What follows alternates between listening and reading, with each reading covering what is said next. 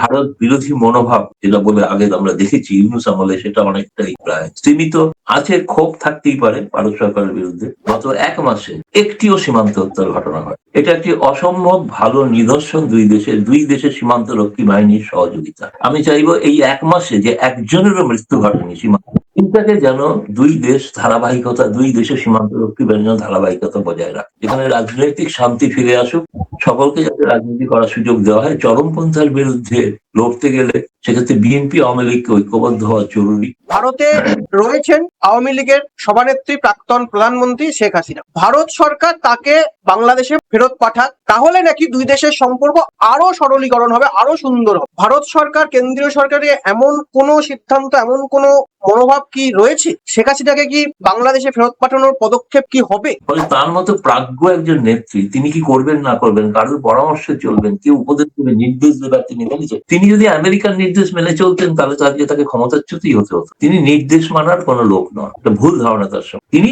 আলাপ আলোচনা, পরামর্শ শুনতে পারেন, সাজেশন নিতে পারেন। তারেক রহমানের নেতৃত্বে বাংলাদেশে বিএনপি সরকারের পথ চলা 1 মাস। যে সরকার বারবার ক্ষমতায় আসার আগে থেকে এবং ক্ষমতা গ্রহণের পর তারেক রহমান বারবার বলেছেন কূটনৈতিক দিক থেকে প্রতিবেশী প্রতিটা দেশের সঙ্গে দেশের স্বার্থ রক্ষা করে সম্পর্ক মজবুত করা হবে এবং বাংলাদেশ এই মনোভাব, এই মানসিকতাকে সামনে রেখেই এগিয়ে যাব। প্রতিবেশী দেশ মানে সবার আগে ভারতের সঙ্গে ঢাকার সম্পর্ক, ভারতের সঙ্গে বাংলাদেশের সম্পর্ক বরাবরই একটা সুমধুর, ঢাকা দিল্লি যোগাযোগ একটা ঐতিহাসিক। এই সামগ্রিক বিষয় এবং বর্তমানে বিএনপির হাত ধরে এবং আমাদের কেন্দ্রীয় সরকারের হাত ধরে কিভাবে এই দুই দেশের সম্পর্ক এগিয়ে চলেছে, মাঝে অন্তর্বর্তীকালীন সরকারের সময় কিছুটা শীতলতা এসেছিল সম্পর্কে, এই সামগ্রিক বিষয় নিয়ে আজকে আমরা আলোচনা করব। আমাদের সঙ্গে রয়েছেন বাংলাদেশ বিশেষজ্ঞ সিনিয়র সাংবাদিক গৌতম লাহিড়ী। গৌতম দা, আপনাকে স্বাগত। ধন্যবাদ। কিভাবে দেখছেন এই যে 1 মাসের একটা সরকার এসছে, নতুন এত পট পরিবর্তন, ঐতিহাসিক পট পরিবর্তনের পর নতুন সরকার, এই সরকারের সঙ্গে যে সরকার প্রথমেই বলেছিল দেশের স্বার্থ রক্ষা করে প্রতিবেশী দেশ সঙ্গে কূটনৈতিক সম্পর্ক এগিয়ে যাও, ভারত বাংলাদেশ সম্পর্ক কিভাবে গত 1 মাস কোন পথে এগোচ্ছে, কিভাবে বলবেন?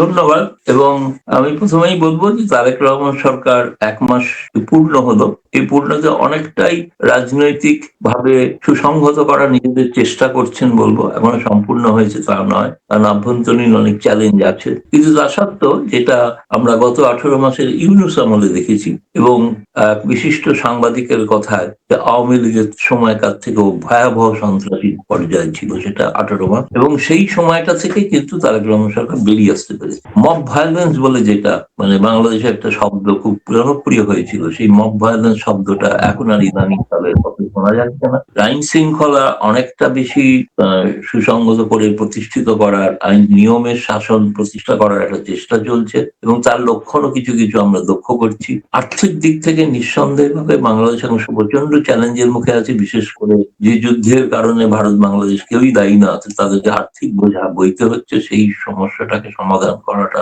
সামাল দেওয়াটা একটা বড় চ্যালেঞ্জ, চেষ্টা করছেন তারা।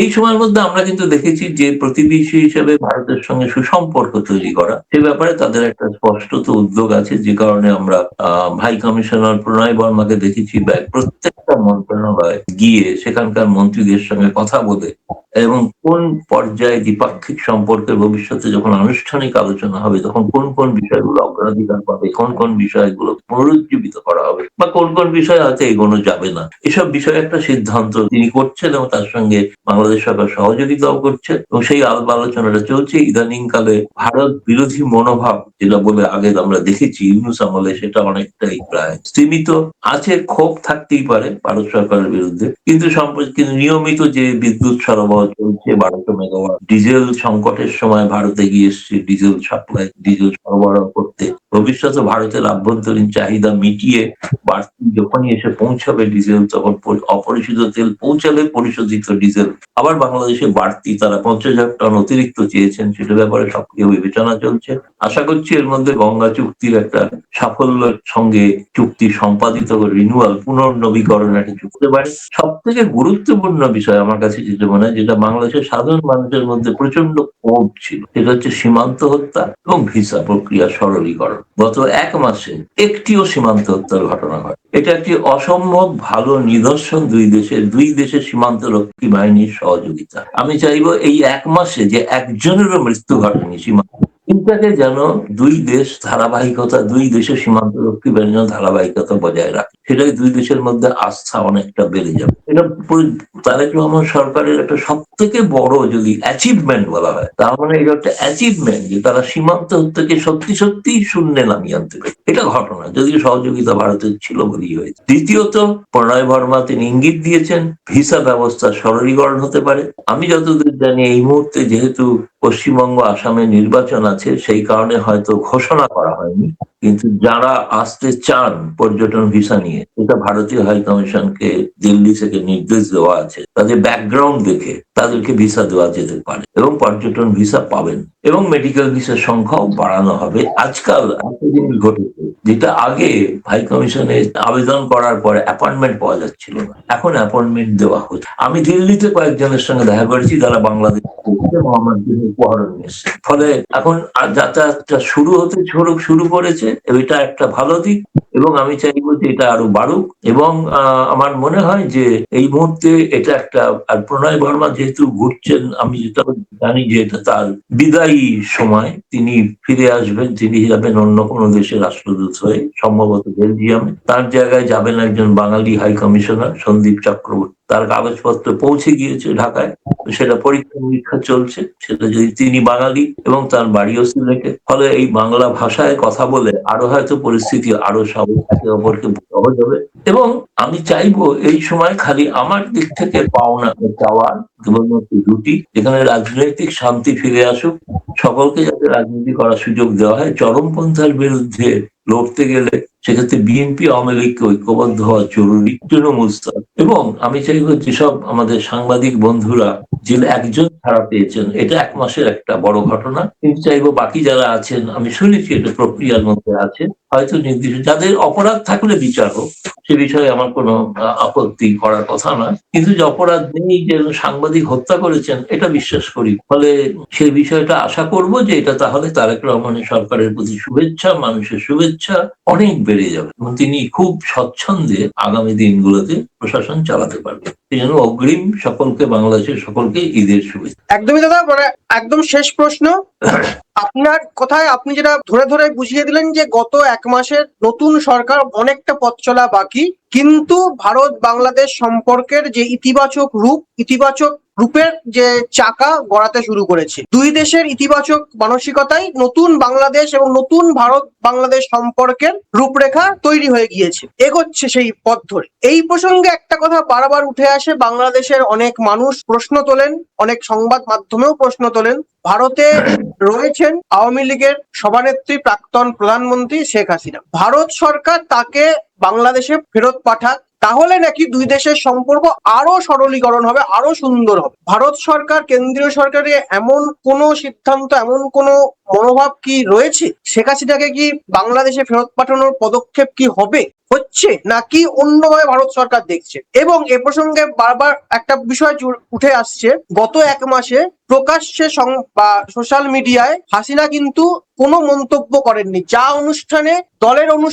দলের কার্যক্রমে তিনি মন্তব্য করেছেন, কিন্তু প্রকাশ্যে আমরা ইউনূসের আমলে প্রকাশ্যে মন্তব্য করতে দেখেছিলাম, সেই প্রকাশ্যে মন্তব্য কিন্তু শেখ হাসিনা করেননি। এটা কি ভারত সরকারের তরফ থেকে তার উপরে কোনো নিষেধাজ্ঞা বা জারি করা হয়েছে, না নির্দেশ দেওয়া হয়েছে বা বলা হয়েছে যে আপনি মন্তব্য করবেন না, যাতে দু দেশের সম্পর্ক কোনো সমস্যা তৈরি হয়? কি বলবেন? যেটা আমি বুঝছি, শেখ হাসিনা ফেরতটা এটা কিছু সাংবাদিকদের অতি উৎসাহের কারণ। বাংলাদেশের কোনো মেইন স্ট্রিম সংবাদপত্র এখন পর্যন্ত দেখুন 1 মাসে এটা একটা বড় বিষয়, কোনো এই দাবিটা ওঠেইনি মেইন স্ট্রিম সংবাদপত্র। কারণ শীর্ষ নেতা তারা বলেছেন যে কোনো একটি ইস্যুর উপরে দুই দেশের সম্পর্ক নির্ভর করবে। ভারত এবং চীনের মধ্যে সবথেকে সীমান্তে যুদ্ধ হয়, কিন্তু দুই দেশের মধ্যে বাণিজ্য সবথেকে বেশি। ফলে এমনকি সেই বাণিজ্যে চীন লাভবান, চীন এগিয়ে আছে, আমাদের বাণিজ্যিক ঘাটতি আছে। তো দুই দেশের সম্পর্কে একটা বিষয় আছে, বিষয়টা থাকবে, বহুবিধ এরকম বিষয় থাকে। ভারত পাকিস্তানের মধ্যে কাশ্মীর একটা বিষয় আছে, সমাধান হয়। এই সমাধানে না হওয়ার বিষয়টাকে বারবার গুরুত্ব দিলে অন্য ক্ষেত্রে এগোনো যায় না। সুতরাং আমার কিছু মনে হয় যে বাংলাদেশ সরকার প্রথম কথা, যে আন্তর্জাতিক ট্রাইব্যুনালে শাস্তি হয়েছিল সে আন্তর্জাতিক ট্রাইব্যুনালেই প্রশ্নবিদ, তার যে লিগাল প্রসিকিউটর তাকেই চেঞ্জ করে দিয়েছেন তারেক রহমান। তিনি অতীতে সঠিক কাজ করেছিলেন কিনা আগে সেটা ঠিক হোক, ফলে নতুন প্রসিকিউটর কি করবেন সেটা দেখা যাক কিভাবে এটা হয়।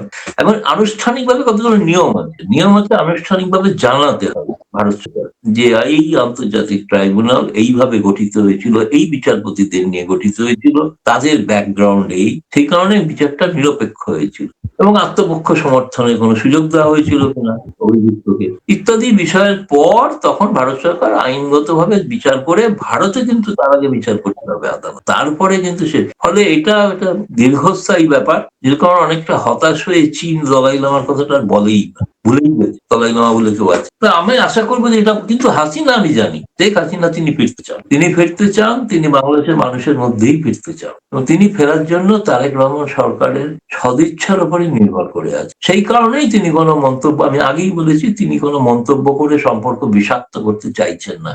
তার মতো প্রাজ্ঞ নেতা বিশ্বের এত দীর্ঘ সময়ের মহিলা প্রধানমন্ত্রী আর কেউ ছিল। ফলে তিনি যেভাবেই চালিয়ে থাকেন সরকার, চালালে তার এই সাফল্যটাকে তো অস্বীকার করা যাবে না, ব্যক্তিগত সাফল্যটা। ফলে তার মতো প্রাজ্ঞ একজন নেত্রী, তিনি কি করবেন না করবেন, কারোর পরামর্শে চলবেন, কেউ উপদেশ দেবে, নির্দেশ দেবে, তিনি মেনে চলবেন। তিনি যদি আমেরিকার নির্দেশ মেনে চলতেন তাহলে তো আজকে তাকে ক্ষমতাচ্যুতই হতে হতো। তিনি নির্দেশ মানার কোনো লোক নন, এটা ভুল ধারণা তার সঙ্গে। তিনি আলাপ আলোচনা পরামর্শ শুনতে পারেন, সাজেশন নিতে পারেন। হ্যাঁ, তুমি যদি বলো সাজেশন, হয়তো সাজেশন যে এই সময় এমন কোন আচরণ আওয়ামী লীগের নেতারা করবেন না, সেইটাই আওয়ামী লীগের নেতারা দিল্লি প্রেস ক্লাবে এসে বোঝাতে চেয়েছিল সাংবাদিক, যে আমাদেরকে এখন এমন কোনো প্রশ্ন করবেন না, এমন কোনো কথা বলবেন না যাতে দুদেশের সম্পর্কে কোনো তিক্ততা তৈরি হয়। ষড়যন্ত্র নয়, বন্ধুত্ব মৈত্রীর পরিবেশ কি করে তৈরি করা যায়, সেই কারণেই ছিল আলোচনা। সেটা তৃতীয়ত হচ্ছে যে আরেকটা বড় ঘটনা তো ঘটেছে এর মধ্যে, যে ওসমান হাদির হত্যাকারীকে পশ্চিমবঙ্গ সরকারের এসটিএফ গ্রেপ্তার করেছে এবং দিল্লি গোয়েন্দাদের টিপ অফ, এবং তাকে যারা পার করিয়েছিল তাকেও গ্রেপ্তার করা হয়েছে। ফলে এগুলো তো কতগুলো দুদেশের নিরাপত্তা সংক্রান্ত, সিকিউরিটি সংক্রান্তটা বোঝাপড়াটা অনেক দৃঢ় হচ্ছে। আমি মনে করি কিছুদিন আগে ডিজিএফআই চিফ তিনি ভারতে ঘুরে গেছেন, সবার সঙ্গে আলোচনা করেছেন। আগামী দিনে দুই দেশের সীমান্ত রক্ষীর মধ্যে আলোচনা শুরু হতে চলেছে এবং দুদেশের মধ্যে নিরাপত্তা সংক্রান্ত যে জয়েন্ট ওয়ার্কিং গ্রুপ, তারও আলোচনা হয়তো পশ্চিমবঙ্গ আসামে নির্বাচনের পরেই হয়তো শুরু হয়ে যাবে বলে আশা করি। আমার মনে হচ্ছে দুদেশের সম্পর্ক এই মুহূর্তে ইতিবাচক পথে এগোচ্ছে, কিন্তু এখানে কোনো উপসংহার টানা যাবে না, যেটা কোনো এই সার্টিফিকেট দেওয়া যাবে না যে এটা আগে দেখা যাক। কারণ তারেক রহমান সরকারের ঘটনায় তাকে যে আভ্যন্তরীণ চ্যালেঞ্জের মুখে পড়তে হচ্ছে, অনেকগুলো চ্যালেঞ্জ তার সম্প্রতি জামায়াতের চীনের প্রসঙ্গ তুলে একটা বিরোধ তৈরি করার চেষ্টা করে, এবং তিনি বাংলাদেশের সংসদ অধিবেশনে প্রথম দিনে তারা জাতীয় সঙ্গীত বয়কট করে একটা বার্তা দিয়েছেন, তাদের রাজনৈতিক আদর্শ চরমপন্থা বুঝিয়ে দিয়েছে। ফলে ভবিষ্যতে তারেক রহমানকে যদি সুষ্ঠুভাবে প্রশাসন চালাতে হয়, এবং সেক্ষেত্রে তার নিকটতম প্রতিবেশী ভারতের সহযোগিতা প্রয়োজন, এবং ভারত সহযোগিতা করতে প্রস্তুত। একদমই, অনেক ধন্যবাদ দাদা।